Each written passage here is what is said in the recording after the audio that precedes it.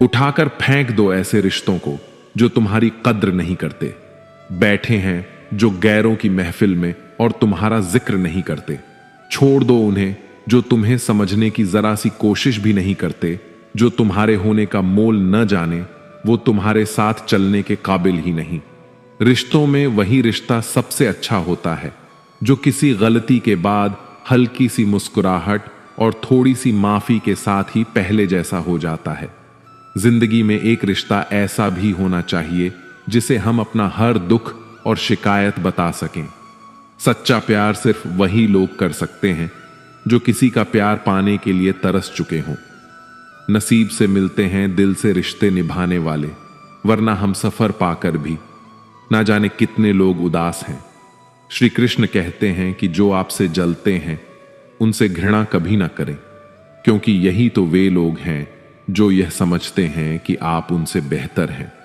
कभी कभी जिंदगी हमें इतने मोड़ देती है कि समझ नहीं आता, दर्द ज्यादा भारी है या रिश्तों का बोझ।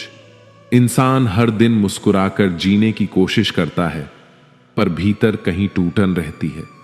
कहीं ना कहीं कोई ना कोई बात चुभी हुई रहती है। हम सब प्यार चाहते हैं, अपनापन चाहते हैं, सम्मान चाहते हैं, लेकिन जब यही चीजें टूटने लगती हैं तो दिल धीरे धीरे थकने लगता है।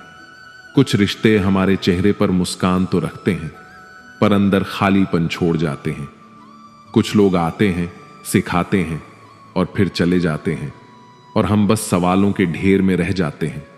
लेकिन सच यही है कि जिंदगी किसी के लिए रुकती नहीं, और हमें भी आगे बढ़ने की हिम्मत खुद ही जुटानी पड़ती है। दोस्तों, ये दिल छू लेने वाली बातें उन दिलों के लिए है जो टूटे भी हैं और फिर भी किसी को दर्द नहीं देना चाहते। उन आंखों के लिए है जो रातों में रोई भी हैं और फिर भी हर सुबह नई उम्मीद के साथ खुलती हैं। उन लोगों के लिए है जो चोट खाकर भी इंसानियत नहीं छोड़ते, जो गिरकर भी उठते हैं और जो दुखों के बीच भी अपना दिल साफ रखते हैं। आइए दिल की इस यात्रा को महसूस करें, जहां दर्द भी है, सीख भी है और उम्मीद भी, क्योंकि हर टूटन, हर तकरार, हर बिछड़ाव के पीछे कहीं ना कहीं एक नया जन्म छिपा होता है, एक नए आप का जन्म। जिंदगी बहुत छोटी है, इसलिए किसी इंसान का पीछा करने से कई गुना बेहतर है अपने सपनों को पूरा करना। दुनिया को परखना छोड़ दो, क्योंकि लोग अंदर से वो नहीं होते जो बाहर से नजर आते हैं। मुश्किल में साथ छोड़ देने वाला कितना भी अपना क्यों ना हो, दिल से उतर ही जाता है। बंधन रिश्तों का नहीं, एहसास का होता है। जहां एहसास खत्म, वहां रिश्ता भी खत्म। दोस्तों, रिश्तों में प्रेम और मर्यादा बहुत जरूरी होती है, मगर एक राजा वासना में इतना अंधा हो गया कि अपनी ही सगी बेटी, अपनी खुद की औलाद को गलत नजरों से देखने लगा, और फिर कुछ ऐसा हुआ कि सब कुछ हिल गया। विलासनगर नाम के एक राज्य पर राजा मदनपाल का शासन था। राजा मदनपाल बहुत ही धूर्त और अय्याश किस्म का व्यक्ति था, जो हर समय बस भोग विलास के बारे में ही सोचता रहता था। राज्य की जिस किसी भी सुंदर स्त्री पर राजा मदनपाल की नजर पड़ जाती, वह उसे अपनी भोग की वस्तु बना लेता। रानी प्रेमलता राजा की इस आदत से बहुत दुखी थी, पर राजा को रानी के सुख या दुख से कोई लेना देना नहीं था। वह तो अपने रंगारंग कार्यक्रमों में व्यस्त रहता, खूब मदिरापान करता और नई नई स्त्रियों के साथ भोग विलास करता। दुष्ट राजा मदनपाल की कोई संतान नहीं थी, पर उसे इस बात से भी कोई फर्क नहीं पड़ता। उसे एक आध बार चिंता होती तो बस इस बात की कि अगर उसका कोई पुत्र होता तो वह उसके बाद उसके राजकाज को संभाल लेता, उसका राजवंश आगे बढ़ता रहता। अन्यथा उसे पुत्र की भी ऐसी कोई खास चाहना नहीं थी। ऐसे ही समय बीतता जा रहा था। रानी प्रेमलता बेचारी किसी तरह अपने दिन काट रही थी। एक दिन रानी की तबीयत बिगड़ गई। राजवैद्य को बुलाया गया। जब राजवैद्य ने रानी की जांच की तो पता चला रानी प्रेमलता गर्भवती थी। यह खबर जब राजा मदनपाल को लगी तो उसे बहुत सुकून मिला। उसकी आदतों में कुछ सुधार होने लगा, पर यह सुधार बहुत ही कम समय तक था। 9 माह बाद रानी प्रेमलता ने एक बहुत ही अद्भुत और सुंदर कन्या को जन्म दिया। पुत्र की राह देखने वाले राजा को जब इसकी खबर लगी तो उसके खून का पानी होते देर न लगी। उसने तुरंत रानी के पास संदेशा भिजवाया कि उसकी कोख से जन्म लेने वाली लड़की का वह कभी मुख तक नहीं देखेगा। वह अपनी बेटी को मुझसे दूर ही रखे। अगर कभी मुझे वह नजर आई तो मैं तुरंत रानी सहित उसको मृत्यु के घाट उतार दूंगा। बेचारी रानी को जब राजा का यह संदेश मिला तो वह खून का घूंट पीकर रह गई। इसके अलावा वह बेचारी और कर भी क्या सकती थी। अब रानी के पास एक सहारा था, तो वह थी उसकी नवजात कन्या। रानी को तो पुत्री के रूप में जैसे नया जीवन मिल गया था। अत्यंत सुंदर नयन नक्श वाली उस अद्भुत कन्या में तो जैसे रानी प्रेमलता के प्राण बसते थे। रानी जब भी उसको छूती, उसके दुलार करती, तो उसके सारे दुख गायब हो जाते। रानी ने अपनी बेटी के अद्भुत सौंदर्य को देखते हुए उसका नाम तारावती रख दिया। उधर राजा अब पहले से भी दुष्ट हो चला था। लड़की होने के बाद तो उसने बिल्कुल ही रानी के पास जाना बंद कर दिया था। अब वह पहले से भी ज्यादा क्रूर हो गया था और खुलकर अपनी मनमानी करने लगा। ऐसे ही समय बीतने लगा। राजकुमारी तारा अब 10 साल की हो चली थी। वह इतनी सुंदर थी कि उसके जैसा पूरे संसार में कोई नहीं था।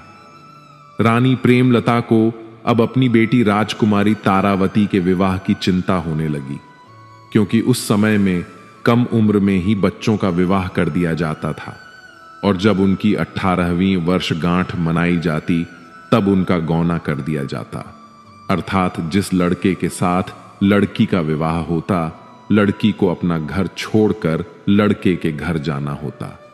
इसी चिंता को लेकर रानी राजा के समक्ष जाती है और कहती है, महाराज, आप अपनी बेटी की शक्ल तक नहीं देखना चाहते तो न सही, आप मेरे पास भी नहीं आना चाहते तो न सही, पर अब हमारी बेटी 10 वर्ष की हो चुकी है। कम से कम अपनी बेटी के लिए नहीं तो इस समाज की खातिर ही सही। लोग क्या कहेंगे कि क्यों राजा अपनी बेटी का विवाह नहीं कर रहा। इस उम्र में तो सब अपने बच्चों के विवाह कर ही देते हैं। इसलिए हे राजा, जल्दी से राजकुमारी के लिए कोई योग्य वर देखकर उसका विवाह कर दो। अनमने ढंग से रानी प्रेमलता की बात सुन रहे राजा ने जब उनकी बातों पर विचार किया तो सोचा रानी ठीक ही कह रही है। सब क्या सोचेंगे। इसी विचार के साथ राजा ने राजकुमारी तारावती के लिए न चाहते हुए भी वर ढूंढना शुरू कर दिया और कुछ ही दिन बाद पास के ही एक प्रतापगढ़ नामक राज्य में राजकुमारी तारावती का रिश्ता पक्का कर दिया। प्रतापगढ़ के ऊपर उन दिनों राजा धर्मपाल का शासन था। उनका एक ही पुत्र था जिसका नाम अभिमन्यु था।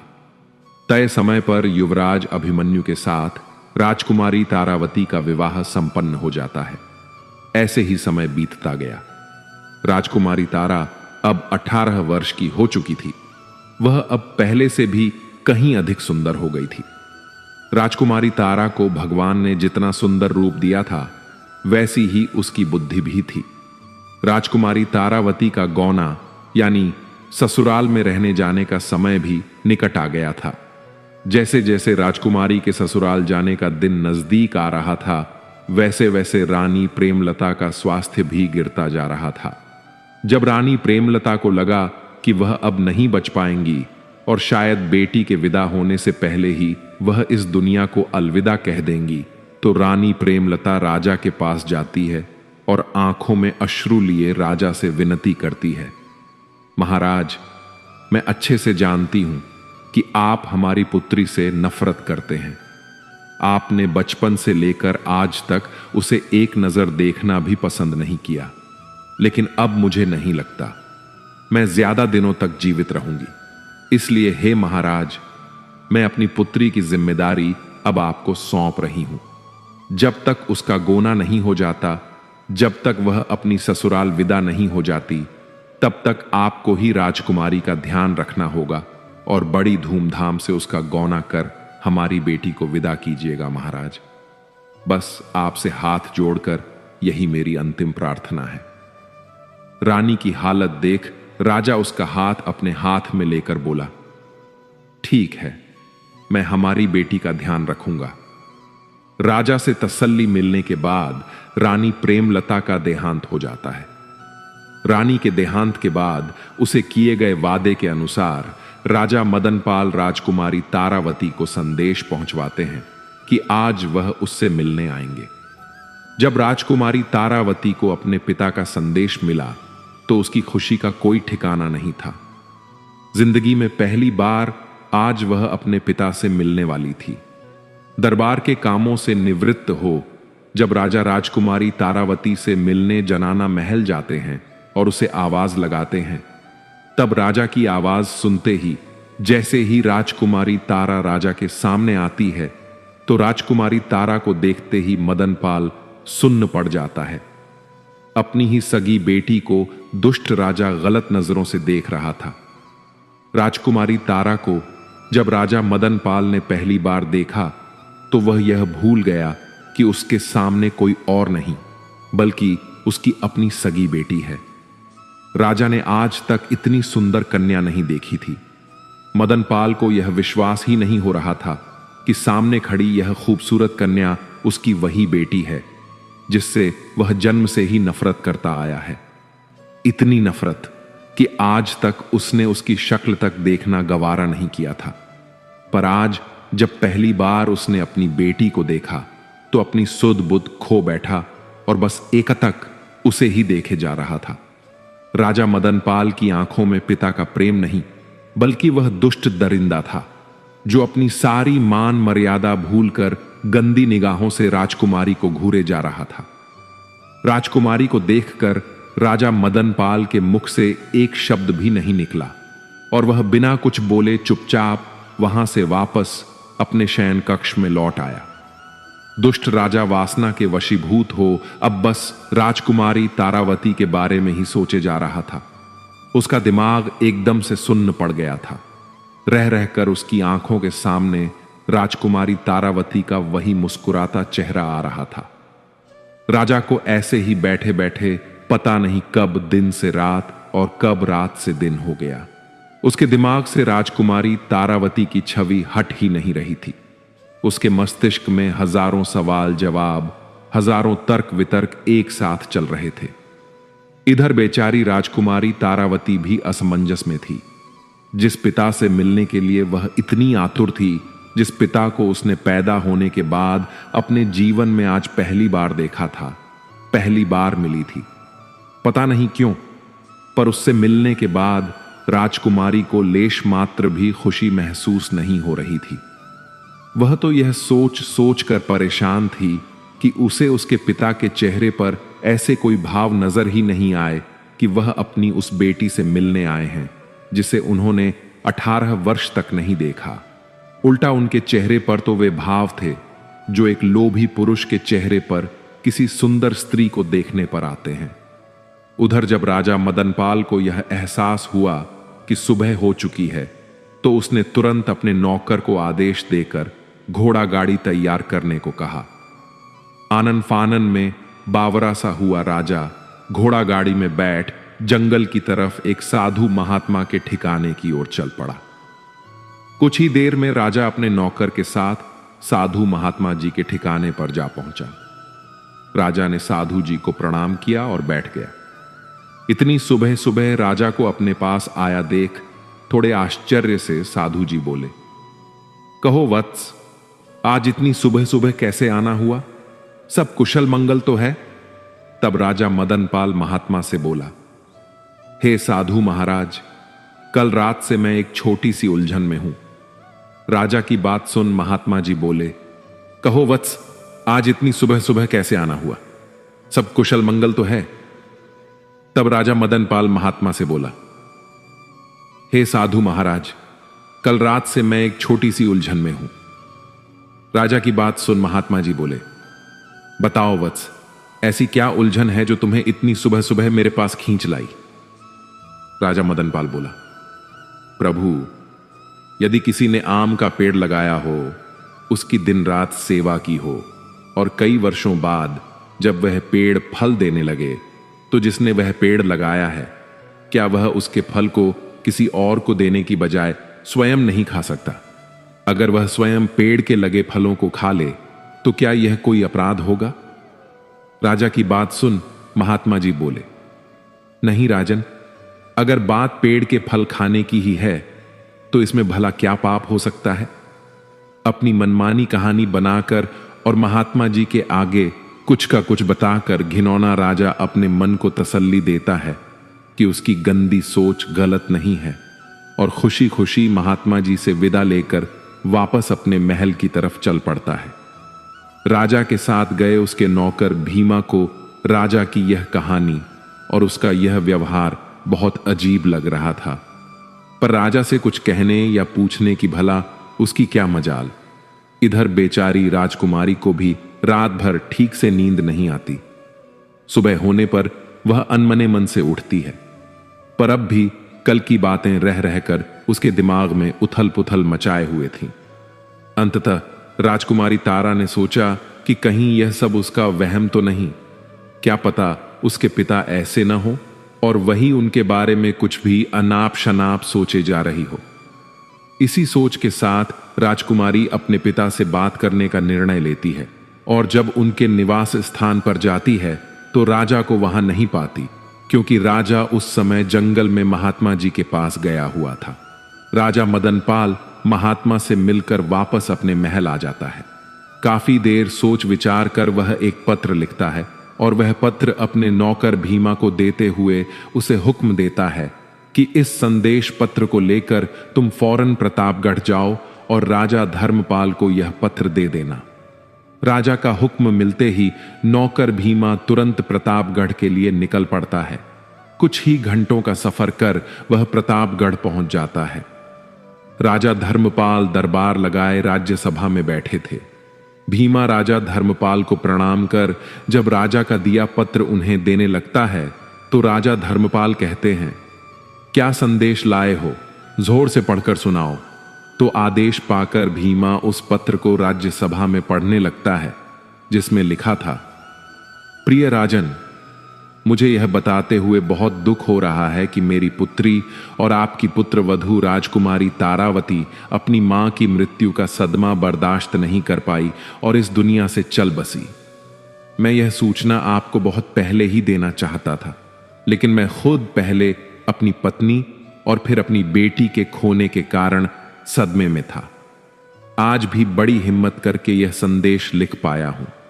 हे राजन, आप राजकुमार अभिमन्यु के विवाह हेतु कोई अन्य राजकुमारी ढूंढ लीजिए। खेद के लिए आपसे माफी चाहता हूं। राजा मदनपाल। यह खबर सुनते ही राजा धर्मपाल को बहुत बड़ा धक्का लगा, पर राजा धर्मपाल से कई गुना ज्यादा धक्का संदेश लेकर आए नौकर भीमा को लगता है। सुबह महात्मा के पास जाने वाली घटना और अब यह पत्र, उसे क और ख जोड़कर राजा के बुरे इरादे समझने में ज्यादा वक्त नहीं लगा। नौकर भीमा को जब राजा के बुरे इरादे का पता चलता है कि दुष्ट राजा अपनी ही सगी पुत्री के बारे में बहुत ही गंदे विचार पाल रहा है, तो वह तेजी के साथ अपने घोड़े को विलासनगर की ओर दौड़ा देता है। पुराने समय में जब राजा महाराजाओं का विवाह होता था, तब लड़की का पिता अपनी बेटी को धन दहेज के साथ ही नौकर चाकर भी दिया करते थे। नौकर भीमा भी ठीक उसी तरह रानी प्रेमलता के साथ विलासपुर आया था, इसलिए वह हमेशा से ही रानी प्रेमलता के प्रति वफादार रहा था। जब उसे राजा के अनिष्ट इरादों का पता चला तो वह कैसे भी करके रात होने से पहले राजकुमारी तारावती के पास पहुंचकर उसे इन सब बातों से अवगत करवाना चाहता था।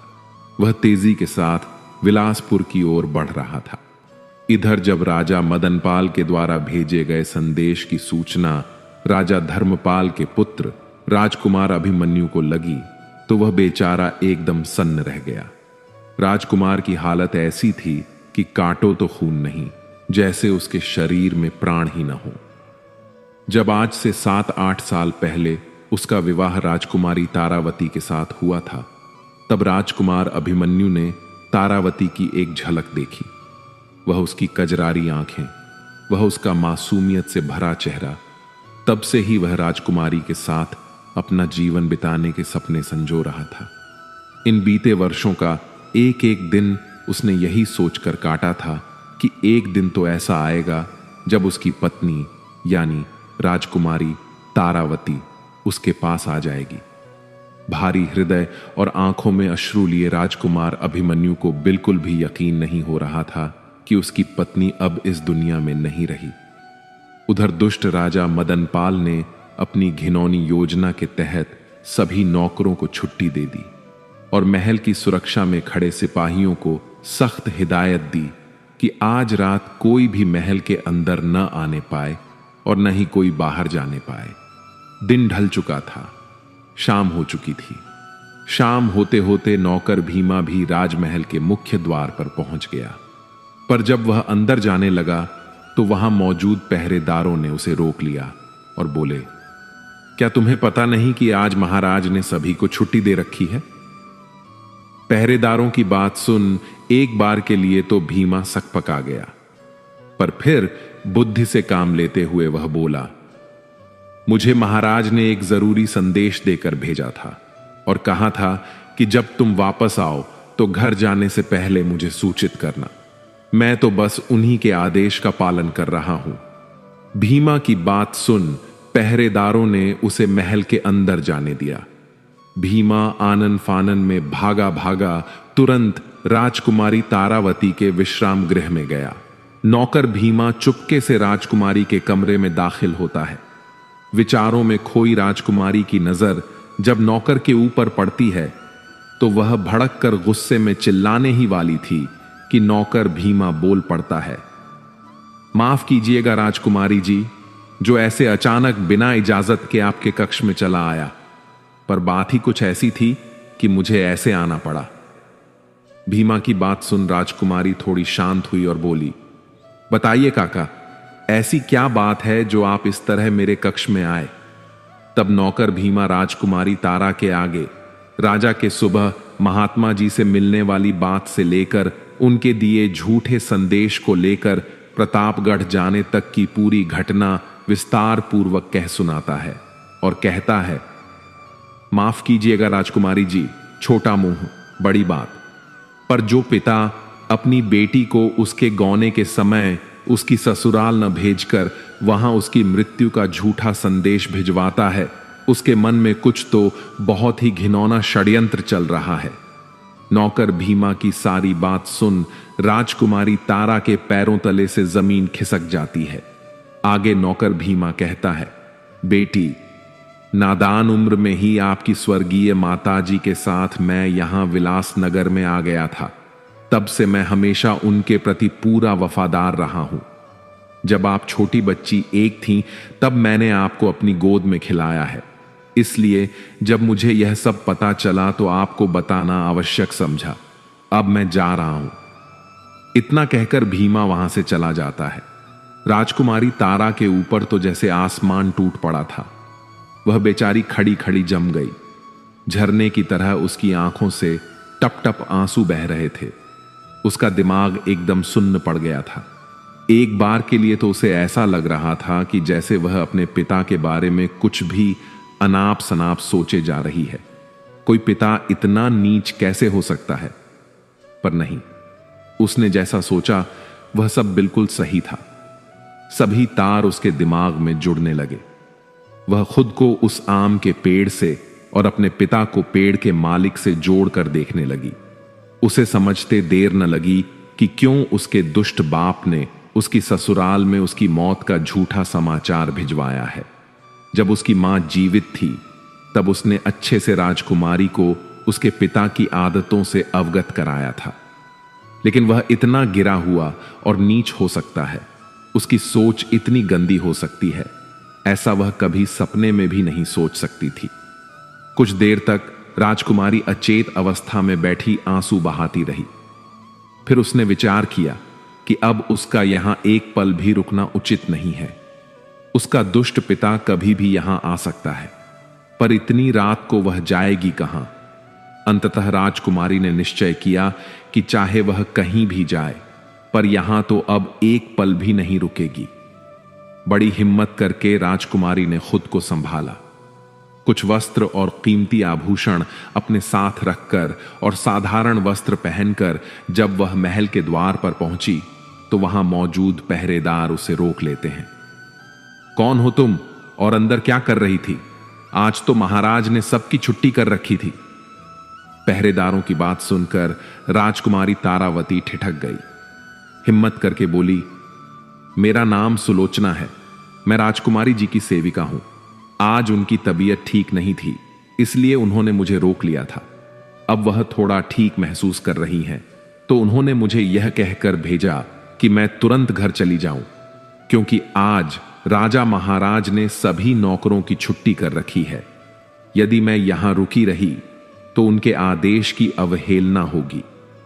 नौकरानी बनकर कहीं गई, उसकी बात पर पहरेदारों को विश्वास हो गया और उन्होंने उसे बाहर जाने दिया।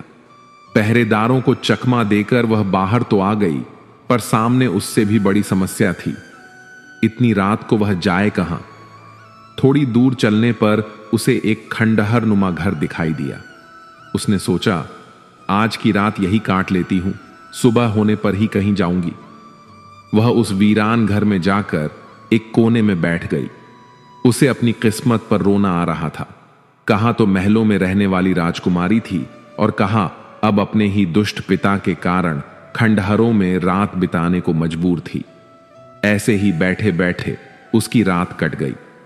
सुबह का थोड़ा उजाला होते ही वह फिर चल पड़ी।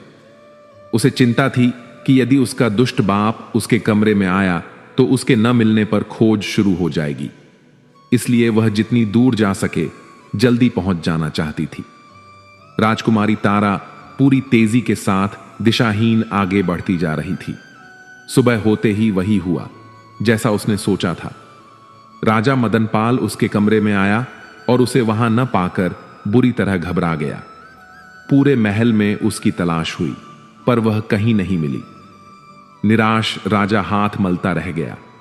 चलते चलते राजकुमारी थक गई और पास की नदी के किनारे बैठकर विश्राम करने लगी।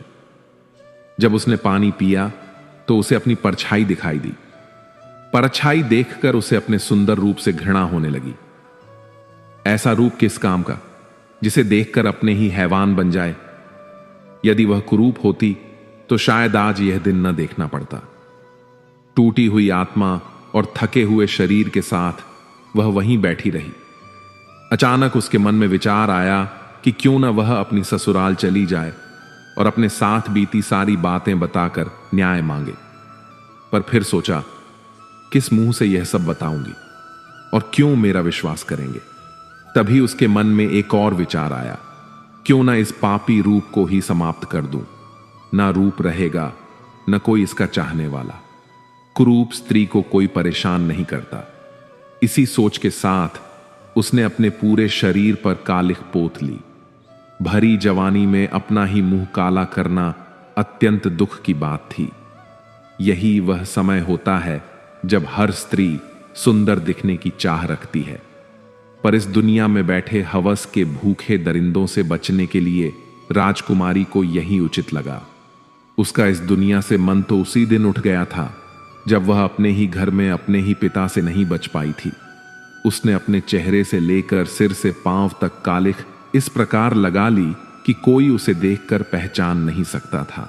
अब वह एक कुरूप स्त्री प्रतीत हो रही थी। पानी में अपनी परछाई देखकर वह स्वयं को भी नहीं पहचान पा रही थी। अब उसे पूर्ण विश्वास हो गया कि कोई उसे पहचान नहीं सकेगा। अतः उसने अपनी ससुराल प्रतापगढ़ जाने का निश्चय किया। कम से कम अपने पति को तो रोज देख सकूंगी। अब उनके सिवा मेरा है ही कौन। वह तेज कदमों से प्रतापगढ़ की ओर चल पड़ी। रास्ते में एक गाड़ीवान मिला, जिसे कुछ धन देकर वह उसकी गाड़ी में बैठ गई। शाम होते होते वह प्रतापगढ़ पहुंच गई। महल के मुख्य द्वार पर पहरेदारों ने उसे रोक लिया। उसके काले बदसूरत रूप को देखते हुए बोले, कौन हो तुम? अंदर कहां जा रही हो?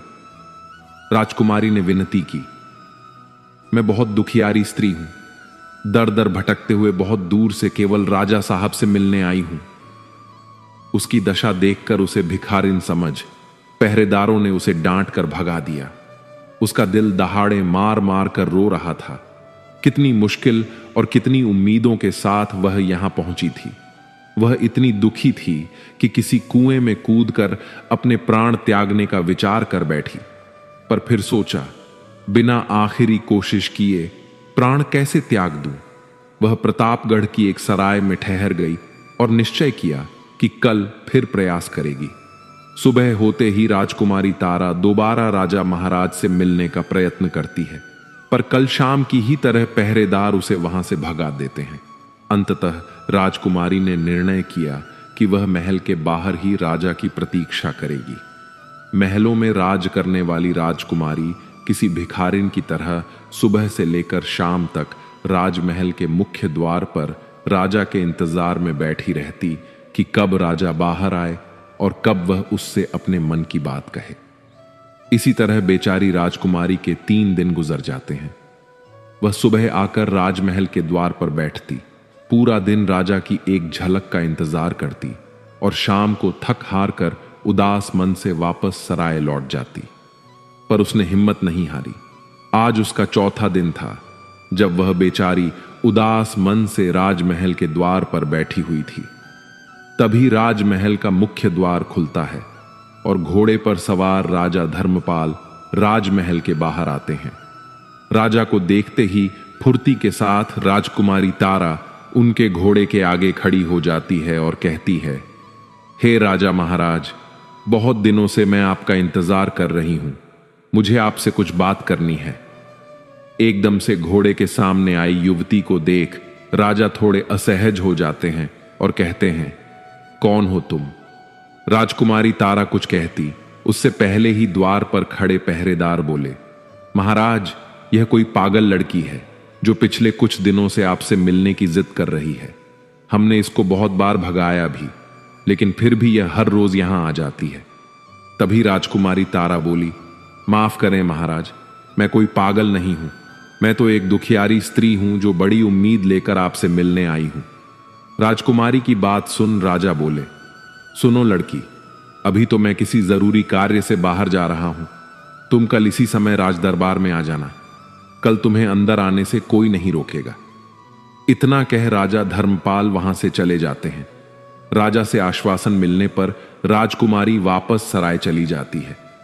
अगले दिन राजा के कहे अनुसार जब राजकुमारी तारा उनसे मिलने के लिए आती है तो पहरेदार बिना किसी रोक टोक के उसे अंदर जाने देते हैं। महल के अंदर आते ही राजकुमारी तारा की नजरें हर जगह राजकुमार अभिमन्यु को ढूंढ रही थीं, पर वह उसे कहीं भी दिखाई नहीं देते। राजकुमारी राज्यसभा में चली जाती है। जब वह राज्यसभा में आती है तो एक काली कलूटी बदसूरत सी महिला को देख राज्यसभा के सभी सदस्य बड़ी अजीब नजरों से उसे घूर रहे थे। राजकुमारी तारा राजा धर्मपाल के समक्ष जाकर उन्हें हाथ जोड़कर प्रणाम करती है। तारा को देख राजा धर्मपाल बोले, अरे तुम तो वही लड़की हो ना जो कल महल के द्वार पर मेरे घोड़े के सामने खड़ी हो गई थी। कहो, तुम मुझसे किस लिए मिलना चाहती थी? राजा की बात सुन राजकुमारी तारा बोली, महाराज, मेरा नाम चंदा है। मैं पास के ही राज्य से बड़ी उम्मीद लेकर आपके पास आई हूं। आपके बारे में बहुत सुना था कि आप बड़े नेक और दयालु हैं। महाराज, मेरे परिवार में कोई नहीं है। एक मां थी, वह भी मुझे छोड़कर चली गई। अब मेरा कोई नहीं है। आप मुझे कोई भी काम देकर नौकरी पर रख लीजिए। तारा की बात सुन राजा धर्मपाल ने एक बार उसे गौर से देखा और बोले, मेरे पास नौकरों की कोई कमी थोड़ी ही न है जो मैं किसी दूसरे राज्य की बदसूरत सी दिखने वाली लड़की को अपने राजमहल में नौकरी पर रखूंगा। राजा के मुख से यह बात सुन राजकुमारी तारा बहुत निराश हो जाती है। आगे राजा बोले, अगर यह बात तुम मुझे कल द्वार पर ही बता देती तो मैं तुम्हें वहीं मना कर देता। खामखा तुमने मेरा और अपना वक्त बर्बाद किया। तब राजकुमारी अपनी आखिरी कोशिश करते हुए कहने लगी, महाराज, मुझे आप कुछ भी काम दे दीजिए, बस मेरी 2 शर्तें हैं। राजकुमारी तारा आगे कुछ कहती, उससे पहले ही पूरा राज्य दरबार हंसी ठिठोली से गूंज उठा। बड़ी अजीब लड़की है। राजा इसे नौकरी तक देने को तैयार नहीं है और यह है कि राजा के सामने शर्त रख रही है। बड़ी ही मूर्ख लड़की है। राजकुमारी की शर्त वाली बात सुन राजा धर्मपाल भी आश्चर्य से भर गए और उत्सुकता के साथ बोले, अच्छा बताओ तो तुम्हारी वे कौन सी शर्तें हैं? राजकुमारी बोली, महाराज, पहली यह कि मुझे अपने काम के बदले बस 2 वक्त की रूखी सूखी रोटियां ही चाहिए, क्योंकि इससे ज्यादा की मुझे जरूरत भी नहीं है, इसलिए आप इसे मेरी पहली शर्त ही मान सकते हैं। राजा ने सोचा, बड़ी बेवकूफ लड़की है। एक तो काम के बदले सिर्फ सूखी रोटियां मांग रही है और दूसरा उसे शर्त का नाम भी दे रही है। राजा उसकी मूर्खता पर मन ही मन मुस्कुराए और बोले, अच्छा ठीक है, अपनी दूसरी शर्त बताओ। राजकुमारी तारा बोली, महाराज, मेरी दूसरी शर्त यह है, अगर मुझसे कोई गलती हो जाए, कोई भूल हो जाए, तो आप मुझे नौकरी से नहीं निकालेंगे, भले ही मेरी गलती के बदले मुझे कोड़े मारने की सजा दे दीजिएगा। इतना कह राजकुमारी तारा घुटनों पर बैठकर राजा के सामने गिड़गिड़ाने लगी और बोली, महाराज, मुझ अनाथ पर दया कीजिए, अब आप ही मेरी आखिरी उम्मीद हो, कृपया मुझे मना मत कीजिएगा। उसे यूं गिड़गिड़ाते देख राजा धर्मपाल को उस पर दया आ जाती है। अंततः वे उसे जानवरों के बाड़े का काम दे देते हैं। राजा के पास बहुत गायें थीं, जिनको खिलाने पिलाने से लेकर चराने ले जाने और बाड़े की साफ सफाई तक का सारा काम राजकुमारी तारा को सौंप दिया जाता है। उसके रहने की व्यवस्था भी पशुओं के साथ बाड़े में ही कर दी जाती है। राजकुमारी तारा अत्यंत खुश थी। जब एक नौकरानी चंदा यानी राजकुमारी तारा को बाड़े के पास लेकर जाती है, तो राजकुमारी तारा को बाड़े से कुछ ही दूरी पर राजकुमार अभिमन्यु खड़े हुए दिखाई देते हैं। अपने पति को बस कुछ ही कदम दूर खड़े देखकर राजकुमारी तारा का हृदय भीतर से उमड़ आता है। उसकी आंखों में खुशी के आंसू आ जाते हैं। एक साथ पता नहीं कितनी ही भावनाएं राजकुमारी के अंदर बह रही थीं।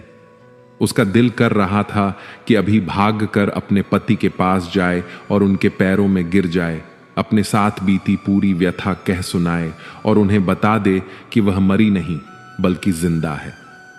पर समय की नजाकत को देखते हुए राजकुमारी अपनी भावनाओं पर काबू पा लेती है और चुपचाप नौकर के साथ बाड़े के अंदर जाने लगती है। तभी राजकुमार अभिमन्यु के पास खड़े एक व्यक्ति ने हाथ से इशारा कर राजकुमारी तारा को अपने पास बुलाया। धड़कते दिल के साथ राजकुमारी तारा राजकुमार के पास जाती है। आज पहली बार वह अपने पति को इतनी नजदीक से देखने वाली थी। जब राजकुमारी राजकुमार अभिमन्यु के पास गई तो उनके पास खड़ा उनका सेवक राजकुमारी से बोला, तेरा नाम क्या है? राजकुमार अभिमन्यु जानना चाहते हैं। सेवक के इतना कहने पर राजकुमारी तारा राजकुमार अभिमन्यु की तरफ देखने लगी। पहली बार उसने अपने पति को इतने पास से देखा था। वह अपने सुंदर नौजवान पति को आंखों में बसा लेना चाहती थी। जब उसने गौर से राजकुमार अभिमन्यु को देखा तो वह उन्हें देखती ही रह गई। उनका सुंदर रूप और हष्ट-पुष्ट शरीर, ये वही सूरत थी जिसे देखने के लिए वह इतने वर्षों तक तरसी थी, इतने कष्ट सहे थे। राजकुमारी को यूं एक सांस राजकुमार को घूरते देख उनके पास खड़ा व्यक्ति बोला, ऐसे क्या देख रही है? क्या तूने कभी कोई राजकुमार नहीं देखा? अपनी नजरें नीची रख। क्या तूने कभी खुद को आईने में देखा है? तू इतनी बदसूरत है, इतनी कलमुही है कि अगर तू शीशे को भी देखे तो वह भी टूट जाएगा। इतना कहा वह आदमी घिनौनी हंसी हंसने लगा। राजकुमारी तारा बेचारी शर्म से पानी पानी हो गई। तभी राजकुमार अभिमन्यु पास खड़े व्यक्ति की हरकत पर क्रोधित होते हुए बोले, अगर वह कुरूप है, काली है, बदसूरत है, तो इसमें इस बेचारी का क्या दोष है? अरे मूर्ख आदमी, यह तो उस ऊपर वाले की बनाई हुई रचना है। वह किसी को कैसा तो किसी को कैसा बनाता है। किसी के शक्ल सूरत का उपहास करना मतलब उस ऊपर वाले की तौहीन करना है। राजकुमार अभिमन्यु की बात सुन पास खड़े व्यक्ति का मुंह लटक गया। वहीं पास खड़ी राजकुमारी ने जब राजकुमार के शब्द सुने तो उसके दिल में राजकुमार की इज्जत कई गुना बढ़ गई। उसे फख्र हो रहा था कि वह इतनी अच्छी सोच और इतने सुंदर विचारों वाले पुरुष की जीवन संगिनी है। राजकुमारी तारा शर्माते हुए राजकुमार की तरफ देखते हुए बोली, जी, मेरा नाम चंदा है। राजकुमार बोले, ठीक है चंदा, अब तुम जाओ। राजकुमारी बाड़े में आकर अपने काम में मशगूल हो गई। ऐसे ही दिन बीतने लगे। राजकुमारी की अच्छी देखरेख की वजह से गायों के दूध में भी वृद्धि होने लगी। सारी गायें अब दिखने में पहले की तुलना में अधिक सुंदर, साफ सुथरी और हष्ट-पुष्ट नजर आने लगी। राजकुमारी तारा को जो भी काम सौंपा जाता वह उसे पूरा मन लगाकर करती। धीरे धीरे उससे घृणा करने वाले लोग भी उसका सम्मान करने लगे। राजा अब उसे बाड़े से हटकर अन्य काम भी सौंपने लगे। हर काम को राजकुमारी पूरी लगन के साथ करती। वह हर समय इसी फिराक में रहती कि कब उसे राजकुमार अभिमन्यु के दर्शन हो। जिस दिन राजकुमारी को राजकुमार के दर्शन हो जाते वह दिन उसका बड़ी खुशी के साथ गुजरता। ऐसे बीतते समय के साथ राजकुमारी तारा के दिन भी बड़े अच्छे से गुजर रहे थे। दूसरी तरफ उसका पिता यानी राजा मदनपाल राजकुमारी के न मिलने से बहुत अधिक चिंता में रहता था। वह उसकी गुमशुदगी की घोषणा भी नहीं करवा सकता था, क्योंकि उसने राजकुमारी तारा को मृत घोषित किया हुआ था। प्रत्येक गुजरने वाला दिन अब राजा मदनपाल के लिए किसी नरक में बिताए गए भयानक साल के बराबर होता। रह रहकर अब उसे अपने किए का पछतावा होने लगा। अब राजा को अपने आप से घिन आने लगी थी। अब राजा मदनपाल को पूरी दुनिया में अपने से बुरा कोई भी व्यक्ति नहीं लगता। उसे लगता जैसे सारे संसार में सबसे दुष्ट और घिनौना व्यक्ति वही है, और यह सच भी था। राजा मदनपाल रात रात भर जागकर खुद पर कोड़े बरसाता। अब उसकी जिंदगी का एक ही मकसद रह गया था कि कैसे भी करके वह राजकुमारी तारा को ढूंढे और उसके पैरों में गिरकर नाक रगड़कर उससे माफी मांगे। यदि वह अपने जीते जी इस जन्म में ऐसा कर पाया तो उसकी आत्मा को बहुत सुकून मिलेगा, और कम से कम वह मर तो चैन से पाएगा, वरना मृत्यु के बाद भी वह इस घिनौनी सोच और अपराध की अग्नि में जलता रहेगा। इन्हीं विचारों की अग्नि में जलते राजा मदनपाल के दिन गुजर रहे थे। उधर राजा धर्मपाल अपने पुत्र राजकुमार अभिमन्यु के लिए फिर से कोई योग्य वधू ढूंढने में लग गया, क्योंकि राजकुमारी तारा की मृत्यु के संदेश को अब साल भर से ऊपर हो चुका था। ऐसे में राजा धर्मपाल फिर से अपने पुत्र अभिमन्यु का विवाह करवाना चाहता था। राजकुमार अभिमन्यु को जब यह खबर मिली तो वह अपने पिता राजा धर्मपाल के पास जाता है और कहता है, माफ कीजिएगा पिताजी, पर हर इंसान के जीवन में शादी और प्रेम केवल एक ही बार होता है, और मेरे जीवन में वह हो चुका है। भले ही मैंने राजकुमारी तारावती के साथ समय व्यतीत न किया हो, पर मेरा प्रेम तो उसी से है। मुझ में ही कोई दोष होगा, तभी तो वह मुझे छोड़कर चली गई। और इस बात की क्या प्रतिभूति है कि मेरे दूसरे विवाह के पश्चात मेरी दूसरी पत्नी जिंदा रहेगी? तो हे पिताश्री, मैं अब दूसरी शादी नहीं करूंगा।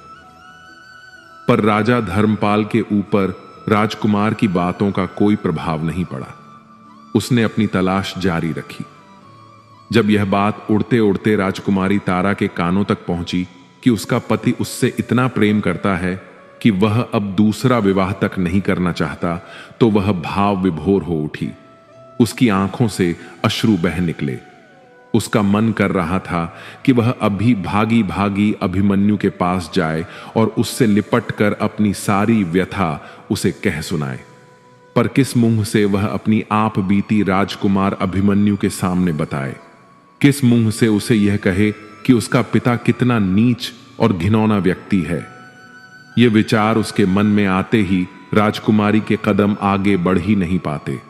वह बेचारी चुपचाप एक कोने में बैठकर बहते नेत्रों के साथ अपने भाग्य को कोसने लग जाती है। दिन बीतते गए। आखिरकार राजा धर्मपाल को राजकुमार के विवाह हेतु एक कन्या पसंद आ ही गई। राजकुमार अभिमन्यु को जब पता चला तो उसने बहुत मना किया, पर राजा धर्मपाल ने उसकी एक भी न सुनी और उसका विवाह पक्का कर दिया। जब यह खबर राजकुमारी तारा तक पहुंची तो उसके चेहरे पर बेबसी और क्रोध के मिश्रित भाव थे। राजकुमारी तारावती ने निश्चय किया कि चाहे कुछ भी हो जाए, चाहे उसे कुछ भी करना पड़े, वह राजकुमार अभिमन्यु का विवाह किसी अन्य स्त्री के साथ नहीं होने देगी।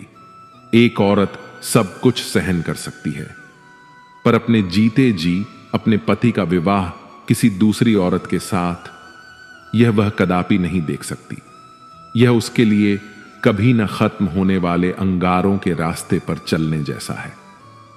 अगले दिन राजा ने चंदा को राज दरबार बुलाया और राजकुमार के विवाह से संबंधित सारा कार्य उसे सौंपते हुए कहने लगे, चंदा, जो भी काम तुम्हारी देखरेख में होता है वह एकदम सही तरीके से होता है।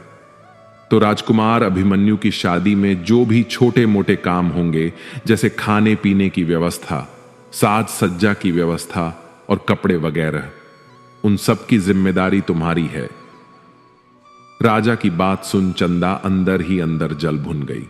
उसे लगा जैसे राजा उसको उसी की अर्थी जलाने की जिम्मेदारी दे रहे हों। चंदा बेचारी चुपचाप हां में गर्दन हिलाकर दरबार से चली जाती है। राजकुमार अभिमन्यु की शादी का मुहूर्त कुछ ही दिन बाद का निकला था। सब कुछ इतनी जल्दी करने की वजह थी राजा धर्मपाल का डर। उसे डर था कि शादी से नाखुश राजकुमार कोई बखेड़ा खड़ा न कर दे, इसलिए वह जल्द से जल्द उसका विवाह संपन्न करवाना चाहता था। दिन बीतते जा रहे थे। हर बीतते दिन को राजकुमारी तारा रो रो कर काट रही थी। उसे कुछ भी समझ नहीं आ रहा था कि वह ऐसा क्या करे जिससे राजकुमार अभिमन्यु की शादी टल जाए। दूसरी तरफ महल में शादी की तैयारियां जोरों पर थीं। अब शादी में सिर्फ 2 दिन ही शेष रह गए थे। राजकुमार की शादी थी तो राजा ने बहुत बड़े भोज का आयोजन भी किया हुआ था। आसपास के सभी गांवों से लेकर पास लगते राज्यों तक को भोज का निमंत्रण दिया हुआ था। पुराने समय में जब बड़े पैमाने पर भोज का आयोजन किया जाता था तो भोजन के लिए मिट्टी के बर्तन उपयोग में लाए जाते थे। शादी भोज के लिए कुम्हार जब मिट्टी के बर्तनों को लेकर राजमहल आया तो उसने चंदा से पूछा, इन बर्तनों को कहां उतारना है? गुस्साई चंदा बोली, इन्हें बाहर ले जाकर पटक दो। चंदा की बात सुन कुम्हार असमंजस में पड़ गया। अब क्योंकि राजा ने चंदा को ही देख रेख का कार्यभार सौंपा हुआ था तो वह उसके कहे को टाल न सका और उसने बाहर जाकर सभी बर्तनों को नीचे पटक दिया। फलस्वरूप सभी बर्तन नीचे गिरते ही टूट गए। इतने में तेली भी तेल के पात्र लेकर आ गया। राजकुमारी तारा ने हुक्म देकर वह सारा तेल भी मिट्टी में उड़वा दिया। यही कृत उसने ग्वाले के साथ भी किया। ग्वाला जब दूध लेकर आया तो चंदा ने उसका सारा दूध भी जमीन पर बिखरवा दिया और अंत में जहां खाने की सामग्री रखी हुई थी वहां अनेकों कीटों को छोड़ दिया, जिससे सारी भोजन सामग्री भी नष्ट हो गई। जब राजा को चंदा की इन सभी हरकतों का पता चला तो वह आग बबूला हो गया। राजा ने तुरंत उसे पकड़कर लाने का आदेश दिया। कुछ ही पलों में सिपाही उसे पकड़कर राजा के सम्मुख पेश कर देते हैं। गुस्साए राजा का मन तो कर रहा था कि वह अभी धक्के मारकर तुरंत उस तलमुही चंदा को अपने राज्य से बाहर कर दे, पर राजा अपने ही वचनों में बंधा हुआ था। उसने चंदा यानी राजकुमारी तारा को यह वचन दिया था कि वह उसे नौकरी से कभी नहीं निकालेगा। तो वचनबद्ध राजा ने अपना गुस्सा शांत करने और चंदा को उसकी सजा देने के लिए सिपाहियों को आदेश दिया कि इसको 100 कोड़े मारे जाएं। कोड़े भी ऐसे कि हर कोड़े के साथ इसकी खाल उधड़ जाए। इसको पता तो चलना चाहिए कि इसने क्या जरूरत की है। राजा के आदेश पर राजकुमारी तारा को 100 कोड़े लगाए गए। कोड़े लगने से घायल बेचारी चंदा खून के आंसू रो रही थी। मारे दर्द के वह बिलबिला रही थी। कोड़े मारने की सजा पूरी होने पर सिपाही उसको उसकी झोपड़ी में छोड़ जाते हैं। वहां उसे उसी हालत में पड़े पड़े एक दिन और निकल जाता है। किसी ने भी राजकुमारी तारा की कोई सुध नहीं ली। एक तो कोड़ों की मार, ऊपर से राजकुमार की शादी का दुख, मानो दुनिया जहान के सारे दुख बेचारी राजकुमारी को एक साथ मिल गए हों। उसे सबसे ज्यादा दुख तो इस बात का था कि कल ही राजकुमार अभिमन्यु की शादी है। राजकुमार की शादी को टालने की उसकी हर योजना असफल हो चुकी थी। दुखी बैठी राजकुमारी तारा के मन में फिर से एक विचार आया, जिससे उसकी आंखें एक बार फिर चमक उठीं। अचानक वह अपने सारे दुख दर्द भूल एक नई ऊर्जा के साथ उठ खड़ी होती है और अपने दर्द को भूल हिम्मत करके राजा की घुड़साल में जाती है और राजा के सबसे तेज भागने वाले घोड़े को ले तेजी के साथ उस नगर की ओर चल पड़ती है जहां राजकुमार अभिमन्यु का विवाह होना था। हवा से बातें करते घोड़े की बदौलत राजकुमारी तारा कुछ ही घंटों का सफर तय कर रोजीवास नगर पहुंच जाती है। रोजीवास नगर राजकुमार अभिमन्यु की ससुराल यानी उसकी होने वाली पत्नी का घर था। वहां पहुंचकर अपनी योजना के तहत राजकुमारी तारा घोड़े को बाहर खड़ा कर राजमहल में प्रवेश कर जाती है। राजकुमारी विलासिनी अपने कमरे में अकेली बैठी है। कल होने वाले विवाह की तैयारियों के चलते वह थोड़ी व्याकुल सी थी। तभी राजकुमारी विलासिनी को दरवाजे पर किसी की दस्तक महसूस हुई तो वे बोल पड़ी। कौन है बाहर? राजकुमारी तारावती बोली। राजकुमारी जी, मैं आपकी सेविका हूं। आपसे कुछ जरूरी बात करनी है, बहुत जरूरी है। राजकुमारी विलासिनी थोड़ा संकोच करते हुए बोली। अच्छा, अंदर आ जाओ। राजकुमारी की सहमति मिलने पर राजकुमारी तारा झुके हुए सिर के साथ अंदर आ जाती है। उसको देख राजकुमारी विलासिनी बोली, बोलो क्या बात है? तारावती बोली, माफ करें राजकुमारी जी, मैं अच्छे से जानती हूं कि कल आप राजकुमार अभिमन्यु से विवाह करने जा रही हैं, पर आपको यह विवाह नहीं करना चाहिए। तारावती की बात सुनकर राजकुमारी विलासिनी चौंक जाती है और कहती है, क्या कह रही हो तुम? और तुम हो कौन? मैंने तो तुम्हें इससे पहले कभी राजमहल में नहीं देखा। तब तारावती धीरे से राजकुमारी के पास आई और बोली, राजकुमारी जी, मैं आपको सब कुछ बता दूंगी, बस आप थोड़ा धीरज रखकर मेरी पूरी बात सुन लीजिएगा एक बार। मैं चाहती थी कि शादी से पहले आपको यह सच्चाई जरूर पता होनी चाहिए। तारावती की बात सुन राजकुमारी विलासिनी के सब्र का बांध टूट जाता है। वह सख्ती से बोली, यह पहेलियां बुझाना बंद करो और साफ साफ कहो जो तुम कहना चाहती हो। तब राजकुमारी तारावती बोली, राजकुमारी जी, राजकुमार अभिमन्यु यानी आपके होने वाले पति की पहली पत्नी अभी मरी नहीं है। यह सुन राजकुमारी विलासिनी स्तब्ध हो उठी और बोली, यह क्या कह रही हो तुम? सबको तो यही बताया गया कि उनकी पत्नी मर चुकी है। तारावती बोली, नहीं राजकुमारी जी, वह जिंदा है, पर कुछ मजबूरियों के चलते उसने अपनी हकीकत को छिपा रखा है। वह अब भी अपने पति को बेइंतहा प्यार करती है। राजकुमारी विलासिनी बोली, पर वह है कौन और तुम यह सब कैसे जानती हो?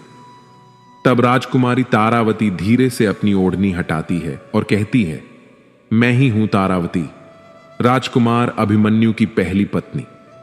यह सुन राजकुमारी विलासिनी स्तब्ध सी खड़ी रह जाती है। फिर बोली, क्या है यह सब? मुझे अब भी कुछ समझ नहीं आ रहा। तब राजकुमारी तारावती शुरू से लेकर आखिर तक अपनी पूरी आपबीती राजकुमारी विलासिनी के आगे कह सुनाती है कि कैसे उसके धूर्त पिता के कारण उसे आधी रात को राजमहल छोड़ना पड़ा और क्यों उसने अपने सुंदर रूप को बिगाड़कर खुद को कुरूप बना लिया, और कैसे वह राजकुमार अभिमन्यु के महल में एक नौकरानी की तरह रह रही है। इतना कह राजकुमारी तारा अपनी ओढ़नी के पल्लू से अपने चेहरे की कालिक हटाती है। ये देख और पूरी बात जान राजकुमारी विलासिनी स्तब्ध रह जाती है। आगे राजकुमारी तारा बोली, माफ करना बहन, पर अब भी राजकुमार अभिमन्यु मुझसे बहुत प्यार करते हैं। उनकी नजरों में यह जानते हुए भी कि मैं इस दुनिया में नहीं हूं, वह तो शादी के लिए बिल्कुल भी तैयार नहीं थे, पर अपने पिता के कारण मजबूरी में यह सब कर रहे हैं। राजकुमारी तारा की पूरी बात सुन राजकुमारी विलासिनी हैरानी के साथ साथ बहुत भावुक भी हो जाती है और कहती हैं, तो फिर तुम यह सब राजकुमार को बता क्यों नहीं देती? कब तक अपने मुंह पर ऐसी कालिख पोते अपनी सच्चाई छिपाती फिरोगी? आगे राजकुमारी विलासिनी तारावती से कहती है, यह सब जानने के बाद मैं तो राजकुमार अभिमन्यु से विवाह के लिए मना कर दूंगी, पर जब राजकुमार अभिमन्यु के पिता कहीं और उनकी शादी तय कर देंगे तो क्या तब भी तुम वहां जाकर उसकी होने वाली पत्नी को अपनी यह दास्तान सुनाती फिरोगी? और ऐसा कब तक करती रहोगी तुम? राजकुमारी विलासिनी की बात सुन तारावती बोली, नहीं राजकुमारी जी, ऐसा नहीं है। मैं बहुत जल्द अनुकूल समय देखकर अपनी सच्चाई राजकुमार अभिमन्यु को बता दूंगी।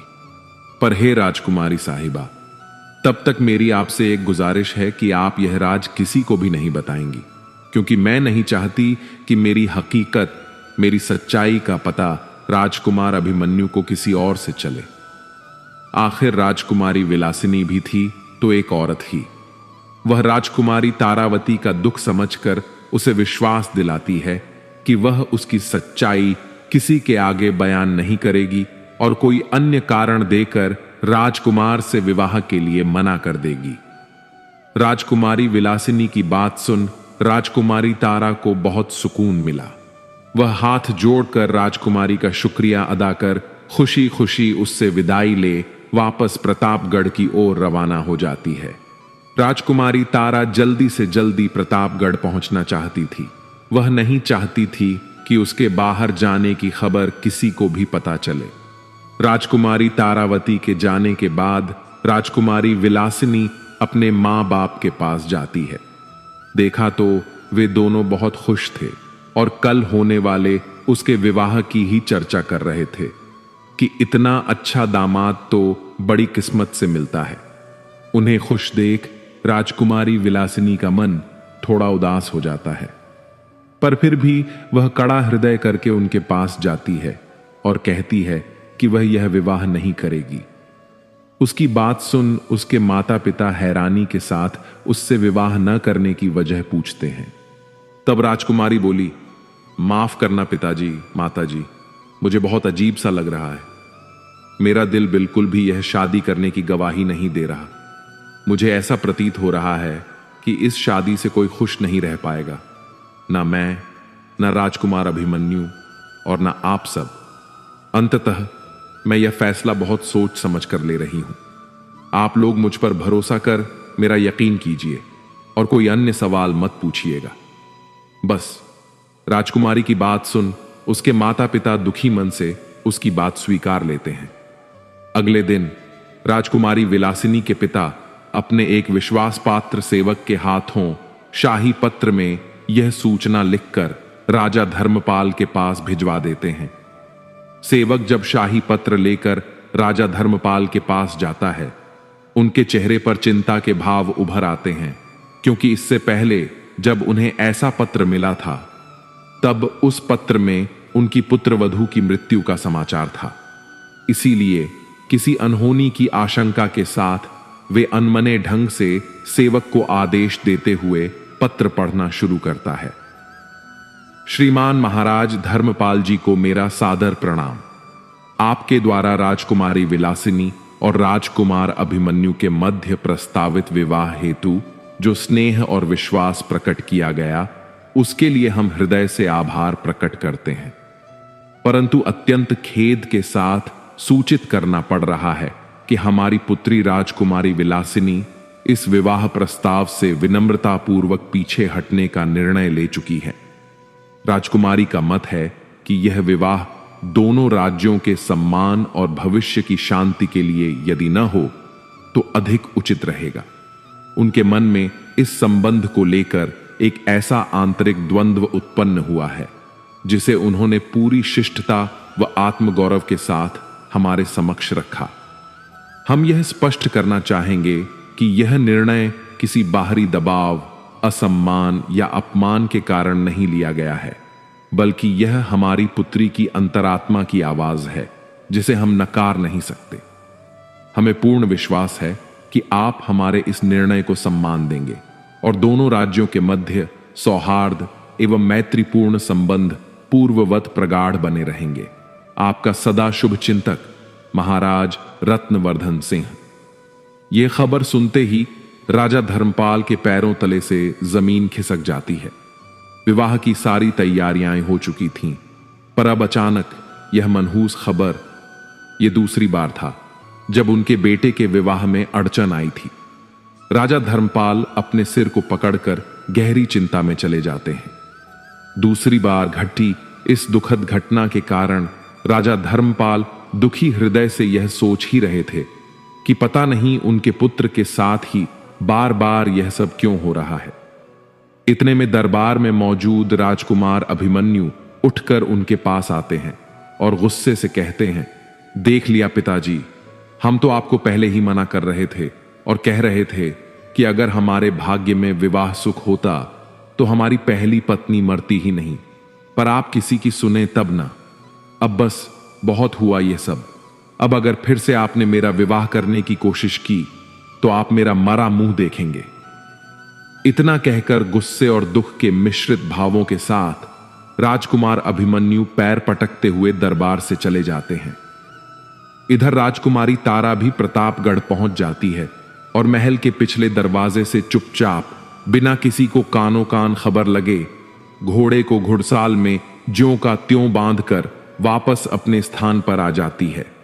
जब उसे रोजीवास नगर से आए शाही पत्र की बात पता चली और मालूम हुआ कि राजकुमार अभिमन्यु का विवाह टूट गया है, तो वह मन ही मन बहुत प्रसन्न हुई। फिर से उसके दिन खुशी खुशी कटने लग जाते हैं। समय बीतने लगता है। चंदा यानी राजकुमारी तारा का यह नियम था कि वह दोपहर के समय नित्य नियम से सभी गायों को चराने के लिए जंगल ले जाया करती थी और वहां एकांत में तालाब में स्नान करती और स्नान के पश्चात अपनी पूरी देह पर कालिख पोत लिया करती। पर एक दिन दैव योग से राजकुमार अभिमन्यु जंगल की तरफ आ निकले। राजकुमारी तारा तालाब में स्नान कर रही थी। वह निश्चिंत अपने ही ख्यालों में खोई बड़े ही आनंद से स्नान करने में मग्न थी। दूसरी तरफ राजकुमार अभिमन्यु जंगल की ओर बढ़ रहे थे। आमतौर पर वह इस समय जंगल नहीं आते थे। वह धीरे धीरे तालाब की ओर ही बढ़ते गए। राजकुमारी तारा स्नान कर वस्त्र पहनने के बाद अपने हाथों पर कालिख पोत रही थी। तभी घूमते घूमते जब राजकुमार तालाब के पास पहुंचे तो उनकी नजर राजकुमारी तारावती पर पड़ी। राजकुमारी का मुख दूसरी दिशा में था। वह आराम से अपने हाथों पर कालिख पोतने में तल्लीन थी। राजकुमार की नजर जब उसके गोरे हाथों पर गई तो वह अचंभित रह गए। यह कैसे हो सकता है? इसके हाथ इतने गोरे कैसे हो सकते हैं? यह तो काली थी ना। क्या यह कुछ छिपा रही है? क्या इसकी हकीकत कुछ और ही है? अवश्य इसके पीछे कोई रहस्य है। अचानक ही अनेक प्रश्न राजकुमार के मन में कौंधने लगे। उन्होंने सोचा कि अभी जाकर उससे पूछें, पर अगले ही क्षण रुक गए। उन्होंने विचार किया कि वह कल फिर इसी समय यहां आएंगे और पूरी सच्चाई का पता लगाएंगे। इसी सोच के साथ वह चुपचाप अपना घोड़ा मोड़कर बिना किसी शोर के वहां से चले गए। रात को उन्हें नींद भी नहीं आई। बार बार उनकी आंखों के सामने चंदा के हाथों की छवि उभर आती। एक कुरूप स्त्री के हाथ इतने सुंदर कैसे हो सकते हैं? इन्हीं विचारों में करवटें बदलते बदलते सुबह हो गई।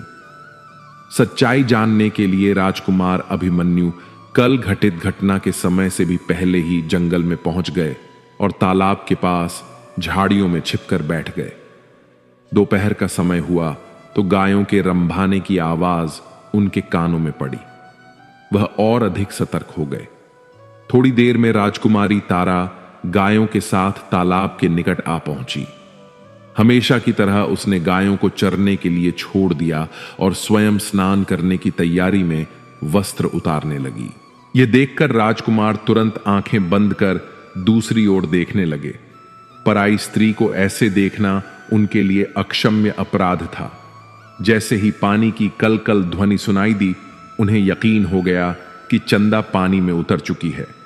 उन्होंने आंखें खोलीं और तालाब की ओर देखा। पानी में उतरते ही चंदा यानी राजकुमारी तारा की कालिख उतर चुकी थी और उसका सुंदर चेहरा दमक रहा था।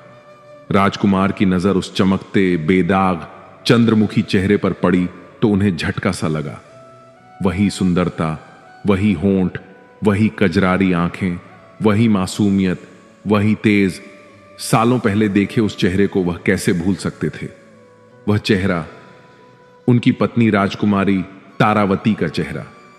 शायद ही कोई दिन गया हो जब उन्होंने उस चेहरे की स्मृति न की हो। राजकुमारी आनंदित होकर स्नान कर रही थी और राजकुमार फटी आंखों से स्तब्ध होकर उसे देखे जा रहे थे। उनकी बुद्धि जैसे काम करना बंद कर चुकी थी।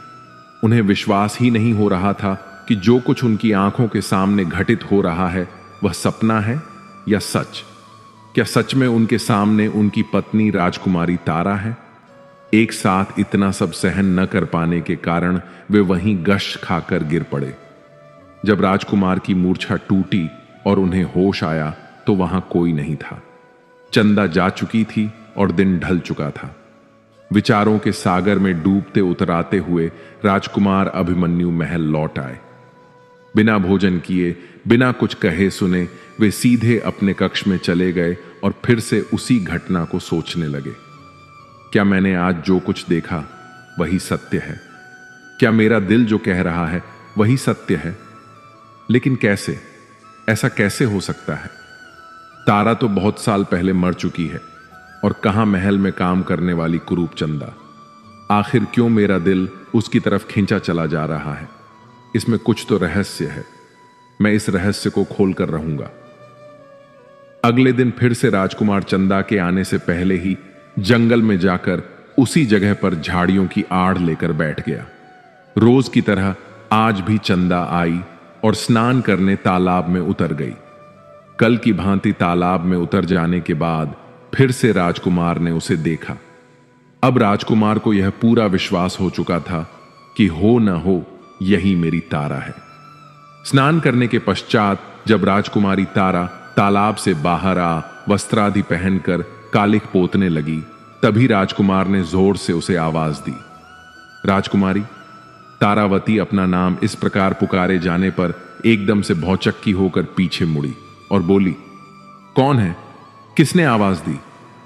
तभी राजकुमार अभिमन्यु झाड़ियों से निकलकर बाहर आते हैं और सीधे राजकुमारी तारा के पास जाकर उसे अपनी बाहों में भर लेते हैं। एक बार तो राजकुमारी तारा थोड़ा सकपकाई, पर जिस पति की एक झलक के लिए वह बरसों से तरस रही थी, उसे यूं सामने पा जाना, उसे भी पिघलने में अधिक समय नहीं लगा। दोनों एक दूसरे को कसकर आलिंगन में बांध लेते हैं। इसी अवस्था में न जाने कितना समय बीत गया। कोई भी कुछ नहीं बोल रहा था, बस दोनों एक दूसरे में समाये खड़े थे और दोनों की आंखों से निरंतर आंसू बह रहे थे। बहुत देर बाद राजकुमार बोले, मुझे पता था यह तुम ही हो, पर अब तक तुम ऐसे क्यों रह रही थी? क्यों तुमने किसी को कुछ नहीं बताया? अनजाने में कितने ही जुल्म हुए तुम पर। जब तुम जीवित थीं तो क्यों अपनी मृत्यु का संदेश भेजा और फिर क्यों यहां छोटी सी दासी बनकर रही? राजकुमार ने एक साथ ढेरों प्रश्न पूछ ली, पर राजकुमारी तारा बिना एक भी शब्द बोले बस रोती ही रही। उसे जैसे आज सारा संसार मिल गया हो। कुछ देर बाद दोनों शांत हुए और वहीं तालाब के किनारे बैठ गए।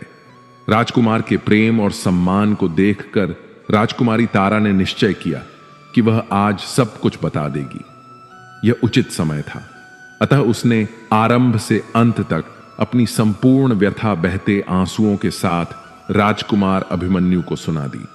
सब कुछ जानने के बाद राजकुमार अभिमन्यु स्तब्ध रह गए। नाजुक सी राजकुमारी ने कितना सब सह लिया था। उन्हें अपनी जीवन संगिनी तारा पर गर्व हो रहा था, जिसने अपनी इज्जत बचाने के लिए अपना घर बार तक छोड़ दिया, दासी की तरह रही और क्या क्या नहीं सहा।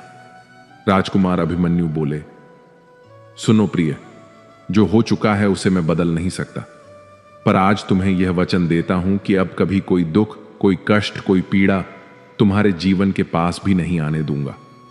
तुम्हें हर वह खुशी दूंगा जिसकी तुम अधिकारी हो।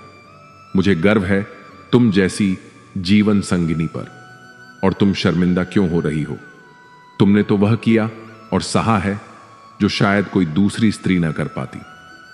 इसके बाद राजकुमार अभिमन्यु राजकुमारी तारा को अपने साथ लेकर राजमहल लौट आए। जब सबको पूरी बात झांत हुई तो जिसने भी उसके साथ दुर्व्यवहार किया था सबने उससे क्षमा मांगी। महल के द्वार पर रोकने वाले पहरेदार से लेकर वे सब लोग जिन्होंने उसके कुरूप होने पर ताने दिए थे, उसका उपहास उड़ाया था। अंत में राजा धर्मपाल भी अपनी पुत्र वधू से क्षमा मांगते हुए बोले, मुझे माफ कर देना बेटी, अनजाने में ही सही, पर मुझसे बहुत बड़ा अपराध हुआ है। मैंने तुम्हें अत्यंत दुख दिए, तुम्हारे ऊपर कोड़े तक बरसवाए। अपने सामने ससुर को हाथ जोड़कर क्षमा मांगते देख राजकुमारी तारा बोली, पिताजी, इसमें आपकी कोई गलती नहीं। मैं भी आपके स्थान पर होती तो शायद अपने पुत्र के विवाह को बाधित करने वाले को यही दंड देती। राजा धर्मपाल तुरंत क्रोधित होकर अपने सेनापति को आदेश देते हैं, सेना को तैयार करो, कल ही हम विलासनगर पर आक्रमण करेंगे। उस दुष्ट राजा मदनपाल की यह मजाल, कोई इतना नीच कैसे हो सकता है? तभी राजकुमारी तारा ने चरण स्पर्श कर कहा, नहीं पितामह, ऐसा करने से पहले मैं स्वयं अभिमन्यु के साथ जाकर उनसे मिलना चाहती हूं। राजा धर्मपाल अनिच्छा होते हुए भी उन्हें आज्ञा दे देते हैं। जब राजकुमारी तारा अपने पति अभिमन्यु के साथ विलासनगर पहुंची तो एक सेवक ने बताया कि उसका पिता अपने जीवन के अंतिम दिनों में है। उसके जाने के बाद न जाने किस दुख ने उसे घेर लिया। वह न किसी से बोलता है, न किसी से मिलता है, बस अत्यंत दुखी और खोया हुआ रहता है। यह सुनकर जब राजकुमारी अपने पिता के पास गई तो उसे देखते ही मृत्यु के कगार पर खड़ा वह पिता उसके चरणों में गिरकर रोते हुए बोला, बेटी, मुझे क्षमा कर देना, मैं इस संसार का सबसे निकृष्ट पिता हूं। तुम्हारे जाने के बाद प्रतिदिन तिल तिल कर मरता रहा हूं। शायद यही प्राण तुमसे क्षमा मांगने के लिए रुके हुए थे। इतना कहते ही राजा मदनपाल के प्राण पखेरु उड़ गए। नम आंखों से राजकुमारी तारा ने उनका अंतिम संस्कार विधिपूर्वक कराया और अभिमन्यु के साथ महल लौट आई। वापस आने पर दोनों ने पुनः विवाह किया और प्रेम व सम्मान के साथ अपना शेष जीवन सुखपूर्वक व्यतीत किया। फिर कभी राजकुमारी तारावती के जीवन में कोई दुख न आया। यह कथा हमें बताती है कि जीवन का गहरा सत्य यही है, असली सुंदरता और शक्ति हमारे भीतर होती है, बाहरी रूप में नहीं। तारा की पीड़ा और उसका आत्मसम्मान दर्शाते हैं कि जीवन की असली परीक्षा तब होती है जब हम टूटते हुए संसार में भी अपनी आत्मा की पवित्रता को संभाले रखते हैं। हमारे कर्म और हमारी समझ ही हमें बांधते हैं या मुक्त करते हैं। तारा ने हर जुल्म सहते हुए भी अपने भीतर की शुचिता नहीं छोड़ी। यही उसकी सबसे बड़ी विजय थी। राजकुमार अभिमन्यु का प्रेम यह सिद्ध करता है कि सच्चा प्रेम वही है जो बाहरी रूप से परे होकर आत्मा को पहचानता है। दुखों, अपमान और संघर्ष में भी जो साथ निभाए वही प्रेम सच्चा है। दुष्ट राजा मदनपाल का अंत यह दर्शाता है कि अधर्म की सत्ता क्षणिक है, अंततः सत्य और न्याय ही विजय पाते हैं। यह कहानी हमें सिखाती है कि सच्चाई और प्रेम से बड़ा कोई धर्म नहीं। हर अंधकार के बाद उजाला आता है। दुख और कष्ट हमें उसी राह पर ले जाते हैं जहां हम अपनी आत्मा को पहचानते हैं। अंततः प्रेम, क्षमा और सत्य ही हमें शांति देते हैं। दोस्तों, सांप के दांत में, बिच्छू के डंक में और इंसान के मन में कितना जहर भरा है कोई नहीं बता सकता। इस जमाने में पहले तुम्हें धोखा दिया जाएगा और फिर तुम्हें अपनी मजबूरियों की गिनती कराई जाएगी। प्यार उससे ज्यादा नहीं होता जिसके साथ रहना है, बल्कि प्यार तो उससे ज्यादा होता है जिसके बिना रहना ही नहीं होता। लोगों का मुंह बंद करवाने से अच्छा है अपने कान बंद कर लो, जिंदगी बेहतर हो जाएगी। मकान तो बन जाएगा सिर्फ 4 दीवारों पर, लेकिन घर तो स्नेह, समझ और समझदारी से बनता है। इंसान के जीवन में ऐसा भी समय आता है जब उसे अपने वफादार होने पर पछतावा होता है। जिंदगी चाहे कितनी भी कठिन क्यों ना हो, जब तक कोई अपना आप का साथ देता है तब तक सब कुछ अच्छा लगता है। हर इंसान की 2 कहानियां होती हैं, एक जो वह सबको सुनाता है और दूसरी जो वह सबसे छुपाता है। मौन सबसे बेहतर जवाब है उस व्यक्ति के लिए जो आपके शब्दों की अहमियत नहीं समझता। जीवन में खुद को मजबूत बनाइए। दूसरों पर निर्भर रहना आपको बर्बाद कर सकता है। तनाव, अवसाद और बेचैनी तब होती है जब हम खुद के लिए कम और दूसरों के लिए ज्यादा सोचते हैं। जिंदगी में एक ही उसूल रखो कि यारी में गद्दारी नहीं और गद्दारों के साथ यारी नहीं। अगर गलत को गलत कहने की क्षमता नहीं है तो आपकी ताकत और हिम्मत दोनों बेकार हैं। जिंदगी में एटीट्यूड ऐसा बनाओ जो जैसा है उसे उसी भाषा में समझाओ। कौन कहता है कि वक्त बहुत तेज चलता है? कभी किसी का इंतजार करके देखो, पता चल जाएगा कि वक्त कितना धीरे चलता है। आप कितने भी अच्छे इंसान क्यों ना हो, आप किसी ना किसी की कहानी में बुरे जरूर होते हैं।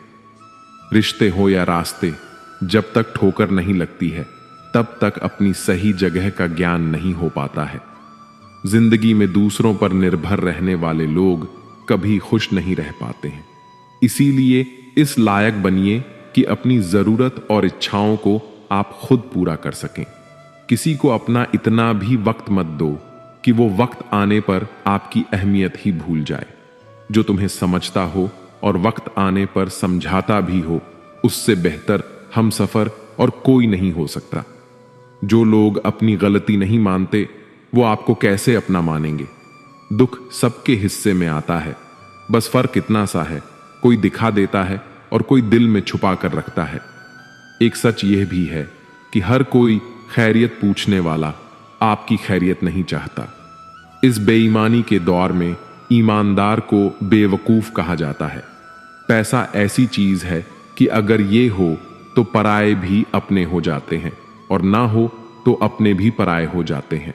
रिश्ता रखना हो तो अच्छाई बयां करते रहो और खत्म करना हो तो सच्चाई बयां कर दो। कान्हा कहते हैं, सिर्फ धोखा देना ही धोखा नहीं होता, बल्कि किसी के साथ अपनेपन का नाटक करना उससे भी बड़ा धोखा होता है। लोगों की बातों से क्यों परेशान होते हो? जब हालात बदलते हैं तो लोगों के बोल भी बदल जाते हैं। अपनों को गिराने के लिए कई बार अपने ही अपनों के बारे में गलत अफवाह फैला देते हैं। रिश्ते अगर दिल में हो तो तोड़ने से भी नहीं टूटते, और अगर दिमाग में हो तो जोड़ने से भी नहीं जुड़ते। सारा ज्ञान किताबों से नहीं मिलता, कुछ ज्ञान मतलबी लोगों से भी मिलता है। दोष सिर्फ अंधेरे का नहीं होता, कभी कभी ज्यादा रोशनी भी अंधा बना देती है। सभी का सम्मान करना बहुत अच्छी बात है, पर आत्मसम्मान के साथ जीना खुद की पहचान है। झूठ बोलकर कुछ पाने से अच्छा है सच बोलकर उसे खो दो। मत कर यकीन यहां पल भर की मुलाकात पर। लोग तो यहां सालों पुराने रिश्ते तक भूल जाते हैं। जहां अपनों के सामने ही अपनी सच्चाई साबित करनी पड़े, वहां हम बुरे ही ठीक हैं। जो वक्त पर काम आए वही अपना है। बस खून के रिश्ते होने से ही कोई अपना नहीं होता। इंसान अगर चाहे तो अपने भाग्य को भी बदल सकता है, बस उसके पास वो जज्बा होना चाहिए। आप तब तक अच्छे हैं जब तक सामने वाले को आपकी जरूरत है। जैसे ही आपकी जरूरत खत्म, आपकी अच्छाई भी खत्म हो जाती है। इंसान के जिस्म का सबसे खूबसूरत हिस्सा उसका दिल है, और अगर वही साफ ना हो तो चमकता चेहरा किसी काम का नहीं। जो तुमसे तंग आ जाए उसे छोड़ दो, क्योंकि बोझ बन जाने से याद बन जाना बेहतर है। तकलीफ देने वाले को भले ही भूल जाओ, पर तकलीफ में साथ देने वाले को कभी मत भूलना। यूं ना छोड़ जिंदगी की किताब को खुला, बेवक्त की हवा न जाने कौन सा पन्ना पलटे। जरूरी नहीं कि इंसान बदला हो, क्या पता वो जीवन की किसी उलझन में फंसा हो। कहाँ मिलेंगे लोग मन के मुताबिक। कुछ हमें भी ढलना पड़ता है उनके मुताबिक। कोई खाली नहीं है, भरे हुए हैं सभी। कोई प्रेम से भरा है, कोई घृणा से, कोई स्मृतियों से और कोई दुख से। दिल की उम्मीद का हौसला तो देखो, इंतजार उसका है जिसको एहसास तक नहीं। अब इतनी ज्यादा समझ आ गई है कि ना तो किसी के साथ बहस करने को मन करता है और ना ही किसी को समझाने का मन करता है। जवाब तो हर बात का दिया जा सकता है, मगर जो रिश्तों की कीमत ना समझ पाया वह शब्दों को क्या समझेगा। मेरे हालात तो एक दिन सुधर जाएंगे, लेकिन बहुत से लोग मेरे दिल से उतर जाएंगे। बरसती हुई बारिश और रोती हुई आंखों का एहसास उन्हीं को होता है जिनके घर कच्चे हों और दिल नाजुक। वक्त और भरोसा उन पर ही लुटाओ जो उनकी कदर करें, वरना इससे खेलने वाले हर जगह पर मिलेंगे। आपके जीवन में उन सपनों का कोई महत्व नहीं जिनको पूरा करने के लिए अपनों से ही छल करना पड़े। खामोशी बहुत कुछ कहती है, कान लगाकर नहीं, दिल लगाकर सुनो। वो इंसान आपकी अहमियत कभी नहीं समझ पाएंगे जिनके लिए आप हमेशा हाजिर रहोगे। जिंदगी ऐसे जियो कि खुद को पसंद आ जाए। दुनिया वालों की पसंद तो पल भर में बदलती रहती है। मसला यह भी है, इस जालिम दुनिया का कोई अगर अच्छा भी है तो वह अच्छा क्यों है। कदर करना सीख लो। जिंदगी में कोई बार बार नहीं आता। कदर और वक्त भी कमाल के होते हैं। जिसकी कदर करो वह वक्त नहीं देता, और जिसको वक्त दो वो कदर नहीं करता। जब विश्वास जुड़ता है तब पराये भी अपने हो जाते हैं, और जब विश्वास टूटता है तब अपने भी पराये हो जाते हैं। उम्र कोई भी हो, लेकिन चोट लगने पर मुंह से पहला लफ्ज मां ही निकलता है। अपनाने के लिए हजार खूबियां भी कम हैं, और छोड़ने के लिए एक कमी ही काफी है। किस तरह निभाए रिश्ते कुछ समझ में नहीं आता। किसी से दिल नहीं मिलता तो कोई दिल से नहीं मिलता। अगर आपको कोई अच्छा लगता है तो अच्छा वह नहीं, बल्कि अच्छे आप हैं, क्योंकि उसमें अच्छाई देखने वाली नजर आपके पास है। प्यार खत्म हो जाने पर रिश्ता बोझ लगता है, क्योंकि अक्सर बारिश रुकने के बाद छाता भी बोझ लगने लगता है। अपनी लाइफ को इस तरीके से जियो जिससे आपको तो खुशी मिले ही, बल्कि दूसरों को भी उससे ठेस न पहुंचे। दोस्तों, हम उम्मीद करते हैं कि आपको ये प्रेरणा से भरे उपदेश पसंद आए होंगे। वीडियो को लाइक करके चैनल को सब्सक्राइब कर लें, और अपने दोस्तों, रिश्तेदारों को भी यह प्रेरणा से भरा वीडियो शेयर जरूर करें, और कमेंट में जय श्री कृष्ण लिखना ना भूलें। जय श्री कृष्ण। राधे राधे।